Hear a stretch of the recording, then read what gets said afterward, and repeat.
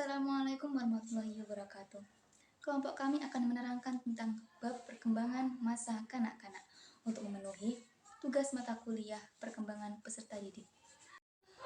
Kapan itu masa kanak-kanak?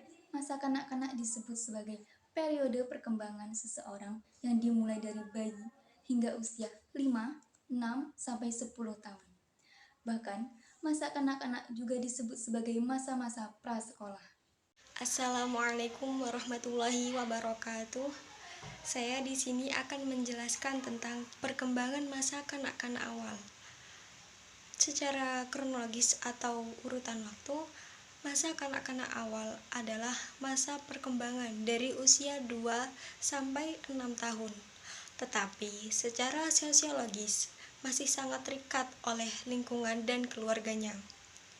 Masa kanak-kanak awal disebut juga masa estetika, disebut juga masa indera, karena pada saat itu penginderaan anak-anak sangat berkembang pesat.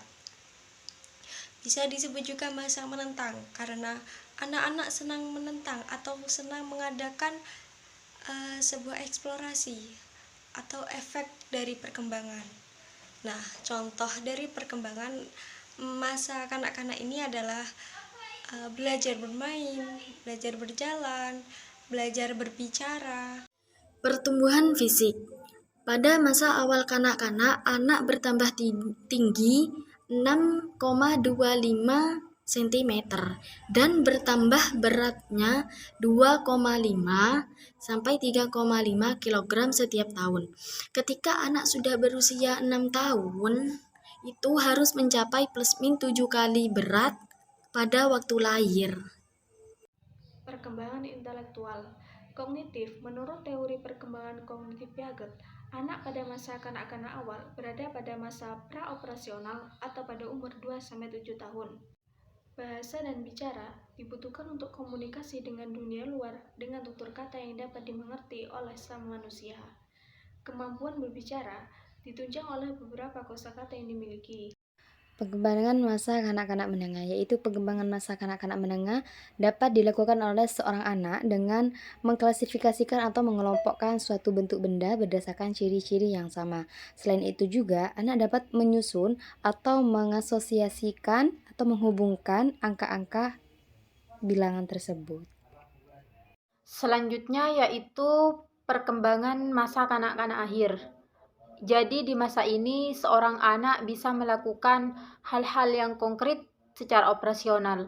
Seperti contohnya anak memahami hubungan-hubungan benda yang satu dengan benda-benda yang lainnya, sesuai dengan tingkat pengetahuan yang dimiliki anak tersebut. Jadi di masa ini biasanya juga anak sudah mampu menghubungkan timbal balik dari ilmu pengetahuan yang dimilikinya, seperti anak telah dapat mengetahui hubungan sebab dan akibat dalam suatu keadaan yang dialaminya.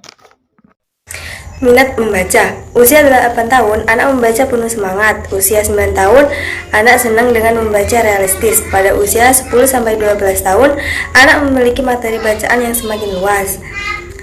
Anak laki-laki menyukai hal-hal yang bersifat menggembarkan, misterius, dan kisah-kisah petualangan, sedangkan anak perempuan lebih menyukai kisah cerita kehidupan seputar rumah tangga.